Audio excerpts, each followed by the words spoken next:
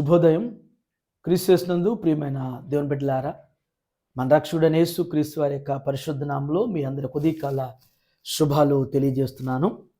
16th డిసెంబర్లో ఈ ఉదయకాల సమయం దేవుని యొక్క స్వరమైనటువంటి కృపను దేవుడు మనందరికి దయచేయటను బట్టి మరి దేవునికి మనం ఎంతగానో కృతజ్ఞతలు చెల్లించాల్సిన వారిగా ఉన్నాం.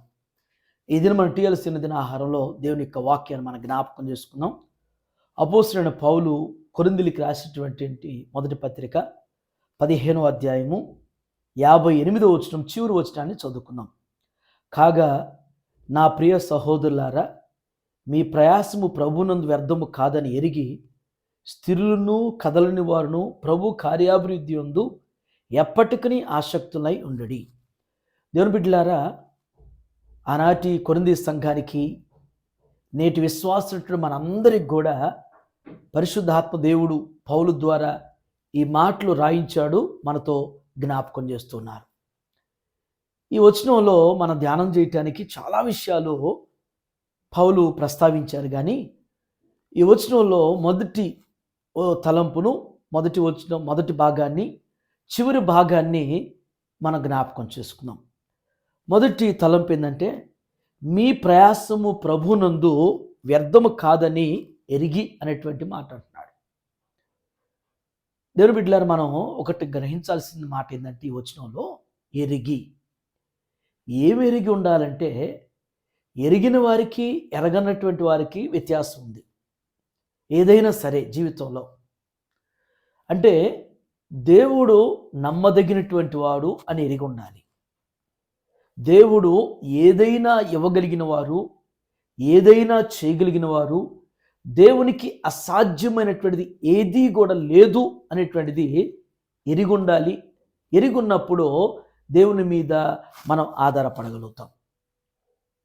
మన ప్రభు గొప్పవాడు అనేటువంటి సత్యాన్ని మాటల్లో చెప్పుకోవటం కదా, ఆయన నమ్మదగిన వాడు, గొప్పవాడు, ప్రేమ కలిగిన వాడు, దయగలిగినటువంటి వాడు, మహోన్నతుడు అనేటువంటిది మాటల్లో పెదవులతో చెప్పుకోవటం కాదు, కానీ అది పరిపూర్ణంగా అది ఎరిగినటువంటి స్థితి అనేటువంటిది కలిగి ఉండాలి. ఇక్కడ పౌలు అన్న మాట ఏంటంటే, ప్రభువులో మీ ప్రయాస వ్యర్థము కాదు అని అంటాడు.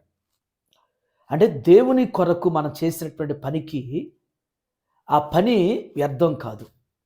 బైబిల్ గ్రంథంలో మనం గమనించేట్లయితే దేవుని బిడ్డలారా, ఓల్డ్ టెస్టిమెంట్లో కానీ న్యూ టెస్టిమెంట్లో కానీ దేవుని నిమిత్తం, దేవుని యొక్క పరిచర్య నిమిత్తం, దేవుని యొక్క సంఘం నిమిత్తం, దేవుని యొక్క వాక్యం నిమిత్తం ప్రయాసపడినటువంటి వారు ఉన్నారు.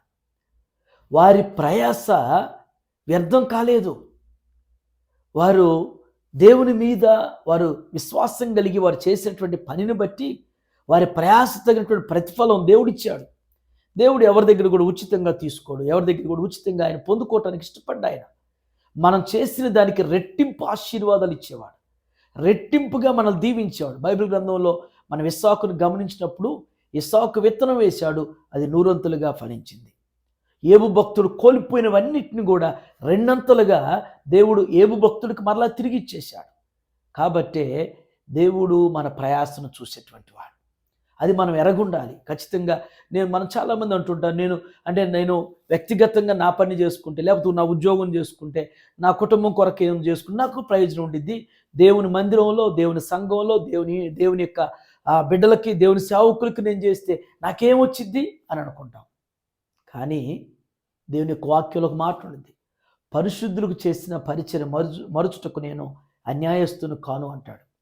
మన ప్రభు దేవుని బిడ్డలారా, దేవుని మందిరంలో దేవుని యొక్క బిడ్డలైనటువంటి విశ్వాసులకు సేవకులు చేసిన దానికి ఖచ్చితమైనటువంటి ప్రతిఫలం మన ప్రభు ఇచ్చేవాడు.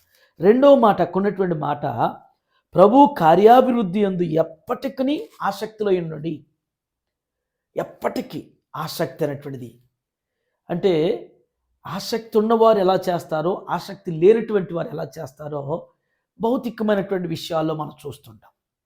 కాబట్టి దేవుని యొక్క పనిలో కూడా, దేవుని యొక్క పరిచర్యలో కూడా, దేవుని యొక్క సంఘంలో కూడా ఆ సంఘం, ఆ సమాజం మరి కార్యాభివృద్ధి వృద్ధి చెందులాగన మనం ఎప్పటికీ ఆసక్తి కలిగి ఉండాలి.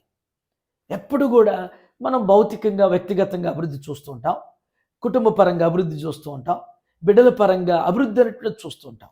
కానీ దేవుని ఇంటిని గురించి, మన సంఘాన్ని గురించినటువంటిది మనం చూడడం విన్నాడు కూడా. మనం పట్టించుకోం, మనం ప్రార్థించం, ఆ భారం మనలో ఉండదు.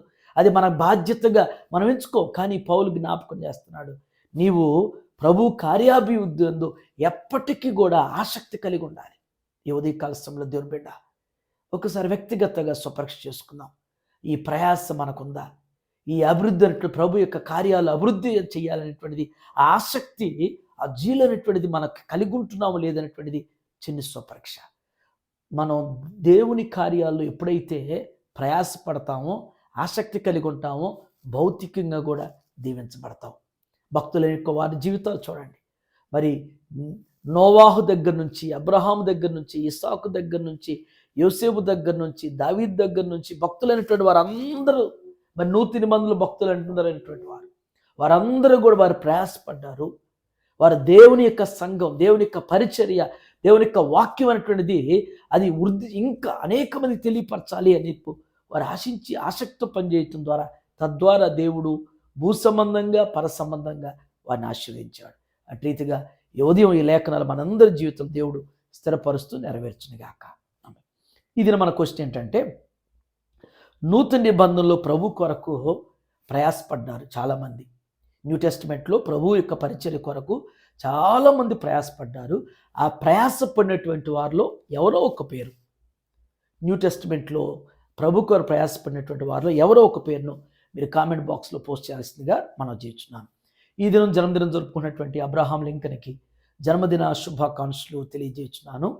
మరి దేవుడు 103వ కీర్తనలో జ్ఞాపకం చేసిన కరుణా కటాక్షములు నేను కిరీటం ఇచ్చున్నాను జ్ఞాపకం చేసినట్లుగా, మరి బంటికి దేవుడు ఇలాంటి దయాకీటలు ఇంకా అనేకం అనుగ్రహిస్తూ తన ఉద్యోగంలో, తన యొక్క భవిష్యత్తులో, మరి దేవుని యొక్క పరిచయలో బంటిని ఇంకెక్కువగా దేవుడు దీవిస్తూ బలపరచునుగాక. ఎందుకు నన్నింతగా నీవు ప్రేమించితివో దేవా, ఎందుకు నన్నింతగా నీవు ప్రేమించితివో దేవా,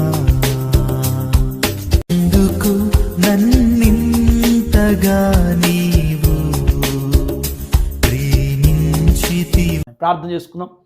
మహోన్నతుడైన తండ్రి, కృపగల నాయన, జీవం గల మా రక్షక మీకు వందనాలు అయ్యా. ఈ ఉదయం నా తండ్రి మీ వాక్యం చేత స్పష్టంగా మాతో మీరు మాట్లాడినందుకు వందనాలు దేవా. మా ప్రయాసను మీరు గుర్తించేటువంటి దేవుడు, మా ప్రయాసమైనటువంటి ప్రతిఫలం అనుగ్రహించేటువంటి దేవుడు అయ్యా. మేము ఎప్పటికీ కూడా ఆసక్తి కలిగి ఉండాలి. ఎప్పుడో చేసామని చెప్పేసి మాలో ఇంకా నా ప్రభు మేము వయసులో ఉన్నప్పుడు చేసాం, మేము అప్పుడు చేసాం, ఇప్పుడు చేసాం, ఇప్పుడు ఇక అది ఇంక చేయలేకపోతున్నాం, ఇక కావటం లేదని చెప్పి చెప్పుకుంటూ ఈ సాకులతో సరిపెట్టుకున్నటువంటి స్వభావం నుంచి విడిపించాలి ప్రభా. అయ్యా, ఈ ఆరోగ్యం, ఈ ఆయుష్, ఈ జీవితం, ఈ సమస్తం, ఈ సంపద ఇవన్నీ మీరు ఇచ్చినవే ప్రభా. మీరు ఇచ్చిన వాటిని బట్టి నా తండ్రి మీ కొరకు మేము వాడబడేవారుగా, మీ కొరకు మేము పనిచేసేవారుగా, మీ కొరకు నాయన ఆసక్తి కలిగిన వారుగా, మీ కొరకు నాయన తెగింపుతో నా తండ్రి అయ్యా మేము చివరి ఊపిరి వరకు నా తండ్రి పనిచేసేటువంటి సాధనాలుగా, సాక్షులుగా మీరు బలపరచుకోండి. ఈ ఉదయం టీఆల్సిన నిరాహారం చూస్తున్న ప్రతి బిడ్డను, ప్రతి కుటుంబాన్ని కూడా మీ చేతులకు సమర్పిస్తున్నాను ప్రభా. వారిని మీరు నడిపించి మీరు బలపరచండి. ఈ దినం బర్త్డే జరుపుకున్నటువంటి అబ్రహాం లింకన్ జ్ఞాపకం చేసుకోండి అయ్యా. ఇలాంటి జన్మదినాలు ఇంకా అనేకం జరుపుకోవటానికి సహాయం చేయండి. వారి తల్లిదండ్రులని, తోబుట్టులు మీరు ఆశ్రయించి, వారి కుటుంబాలు మీరు దీవించి మీ కృపలో వర్ధింపచేయమని యేసు నామములో ఈ ప్రార్థన మీకు సమర్పించున్నాను తండ్రి. ఆమేన్. God bless you all.